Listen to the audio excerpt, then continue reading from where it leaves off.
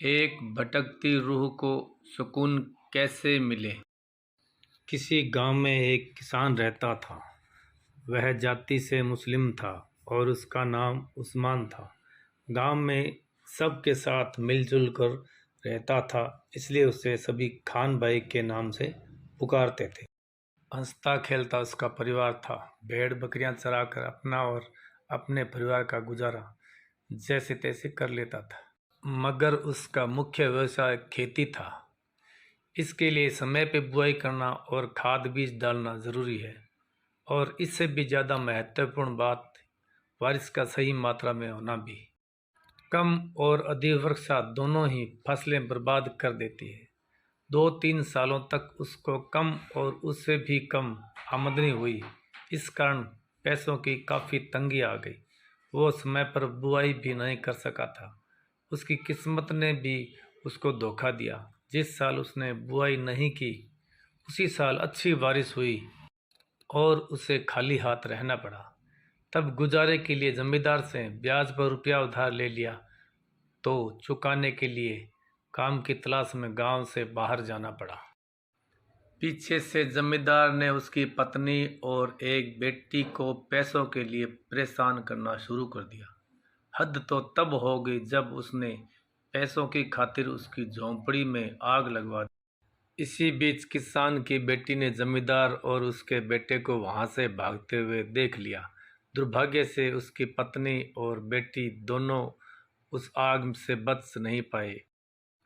इधर किसान आया तो अब यहाँ उसके लिए कुछ नहीं बचा था। उसने हादसे का कारण जानने की कोशिश भी की, पर कुछ भी पता नहीं चल सका। किसान की हालत पागलों जैसी हो गई और वो जंगलों और पहाड़ों में भटकता रहता। एक दिन तंग आकर उसने आत्मदाह करने की सोच ली और दरिया के पास चला गया और अल्लाह की आखिरी इबादत में जुट गया। जैसे ही इबादत खत्म हुई, तभी वहां से एक फकीर बाबा अल्लाहू अल्लाहू करते हुए जा रहे थे। वो उस किसान के पास आए और बोले, बेटा मैं जानता हूँ किस्मत ने तुम्हारे साथ बड़ा बेरहम मजाक किया है, लेकिन बेटा कुदरत के आगे किसकी चली है। बेटा तुम जो करने जा रहे हो वो अल्लाह की नज़रों में गुनाह है। किसान बोला, बाबा मैं जी कर भी क्या करूं, मेरी ज़िंदगी में अब कुछ नहीं बचा है। तभी बाबा बोले, जो हो गया उसे बदलना संभव नहीं, लेकिन मैं तुम्हें एक बात बताना चाहता हूँ। अल्लाह के रहमो करम से तुम्हारी बेटी का सर ज़मीं पर फिर से वजूद हुआ है, लेकिन बेटा उसकी रूह को अभी तक शांति नहीं मिली है। वो तड़प रही है। तुम्हें उसे तलाशना होगा, क्योंकि जब तक वो तुमसे नहीं मिलेगी तब तक उसकी रूह बेचैन रहेगी। उसके जहन में कुछ राज दबे हैं जो वो तुम्हें बताना चाहती है। किसान बोला, बाबा इतनी बड़ी दुनिया में मैं उसे कहाँ तलाश करूं? आप ही कोई रास्ता दिखाइए बाबा। बोले, बेटा ज़्यादा तो नहीं, पर तुम्हें उसकी झलक ज़रूर बता सकता हूँ। बेटा तुम उसे किसी तालीम घर के आसपास मिलोगे, लेकिन बेटा एक बात का ध्यान रखना, तुम उससे इतनी आसानी से नहीं मिल पाओगे, क्योंकि उसने अल्लाह के रहमो करम से बहुत अमीर घराने में जन्म लिया है। ये कहते हुए फकीर बाबा अल्लाहू अल्लाहू करते हुए आगे बढ़ गए। अब किसान के दिन बीतते गए। तलाश करते करते 10 साल बीत गए। अब तो फकीर बाबा की बातें भी उसके जहन में धुंधली हो रही थी। अचानक एक दिन किसान एक बगीचे में आराम कर रहा था। तभी कहीं आसपास की स्कूल में छुट्टी की घंटी बज गई। तभी किसान की नज़र एक 11 साल की बच्ची पर पड़ी, जो हूबहू उसकी बेटी से मिलती थी। अब किसान को बाबा की कही हुई सारी बातें ताज़ा होने लगी। फिर थोड़ी देर में उस बच्ची के माता पिता उसको लेने आ गए और वो उनके साथ कार में चली गई। किसान रोज उस बच्ची को झाड़ियों के पीछे से देखता और उसमें अपनी बच्ची को खोजने की कोशिश करता। एक दिन उस बच्ची की माँ ने किसान को देख लिया और वो किसान पर ध्यान देने लगी। उसे लगने लगा कि किसान उसकी बच्ची को बड़ा अजीब नज़रों से देख रहा था। वो बच्ची को लेकर चिंतित होने लगी। एक दिन उस बच्ची की माँ को आने में थोड़ी देर हो गई तो किसान ने उस बच्ची को पास बुलाया और स्नेह से उसके सिर पर हाथ फेरा और कुछ चीज़ें खाने के लिए दी। बच्ची खुश हो गई। उसकी हंसी में किसान ने अपनी बच्ची को देख लिया था। अब वो वहाँ से चला गया। जब उसकी माँ आई तो उसने इन खाने की चीज़ों के बारे में पूछा तो बच्ची ने एक अंकल ने दी बताया। तो उसकी माँ ने हिदायत दी कि अनजाने लोगों से कोई चीज़ नहीं लेते। तो बच्ची ने कहा, पता नहीं माँ, पर मुझे वो अनजाने बिल्कुल नहीं लगे। तो माँ ने डांटते हुए बच्ची को चुप करा दिया। एक दिन उस बच्ची के माँ पिता को आने में बहुत ज़्यादा देर हो गई तो किसान ने उस बच्ची को घर पहुंचा दिया।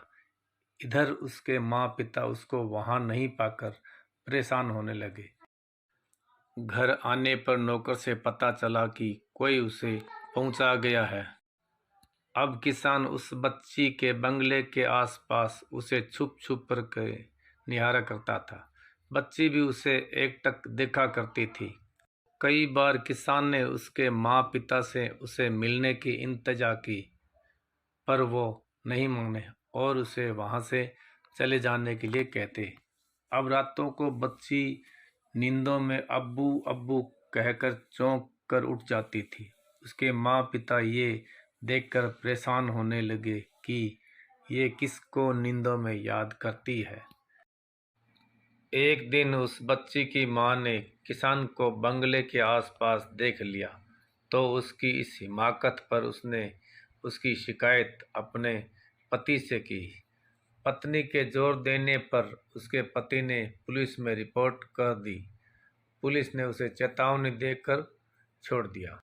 उनकी परेशानी को देखकर उन दंपति के एक करीबी मित्र ने उन्हें बच्ची को हिप्नोटिज्म के जरिए इलाज का सुझाव दिया। उन लोगों ने डॉक्टर से मिलने का समय लिया। डॉक्टर ने बच्ची को हिप्नोटिज्म किया और उसकी जांच की। फिर उन्होंने उसके माँ पिता से कहा कि जहाँ तक हो सके बच्ची को अकेले में मत रहने देना। और इसी दौरान अचानक एक दिन जब उसकी माँ घर में खाना पका रही थी तभी वो बच्ची आग को देखकर जोर जोर से चीखने और चिल्लाने लगी और पूरे घर में इधर उधर भागने लगी और कहने लगी, बचाओ अब्बू बचाओ, आग आग आग, अब्बू बचाओ। कई बार ऐसा हुआ जब बच्ची किसान को देखकर उसके पास जाने की जिद करती। उसके ये दौरे भी किसान को देखते ही रुक जाते थे। तभी उन्होंने थक हार कर किसान को बुलाने की सोची। उसके आते ही बच्ची अब्बू अब्बू कहते हुए उससे लिपट गई। उसके माँ पिता ये देखकर हैरत में पड़ गए। यह तो कभी इसे जानती तक नहीं और ये इसको अब्बू अब्बू क्यों बुला रही है। तभी किसान ने अपनी बेटी की तस्वीर निकालकर उनको दिखाई और बोला, ये है मेरी बेटी। तस्वीर को देखकर और ज़्यादा हैरत में पड़ गए। लेकिन किसान ने कहा, आपकी बेटी जब तक ठीक नहीं हो जाएगी तब तक बच्ची उसके साथ उसके गांव नहीं जाएगी। लेकिन उनके सामने और कोई रास्ता नहीं होने के कारण उस बच्ची के माँ पिता ने किसान की बात मान लेने का निर्णय किया और वो बच्ची को लेकर किसान के गांव की ओर चल पड़े। गांव जाते ही बच्ची किसान को गांव की हर चीज़ें बताने लगी। बच्ची के माँ पिता हैरत में पड़ गए। ये तो यहाँ कभी आई ही नहीं तो इसे ये सब चीज़ें कैसे मालूम। तभी गांव के लोग बच्ची को देखकर किसान से बोले, बेटा ये तो उस आग में। तभी बच्ची दौड़ती हुई अपने उजाड़ हुए झोंपड़ी के पास गई और रोने लगी। अब्बू, अपना घर तो जल गया था। तभी किसान ने कहा, नहीं मेरी बच्ची, अपना घर कहाँ जला है। इतना सुनते ही बच्ची सुबक सुबक कर रोने लगी और अपने अब्बू से बोली, अब्बू, आपके जाने के बाद जमींदार और उसके बेटे ने हमारी झोंपड़ी में आग लगा दी थी। मैंने उसे आग लगाते हुए देखा था।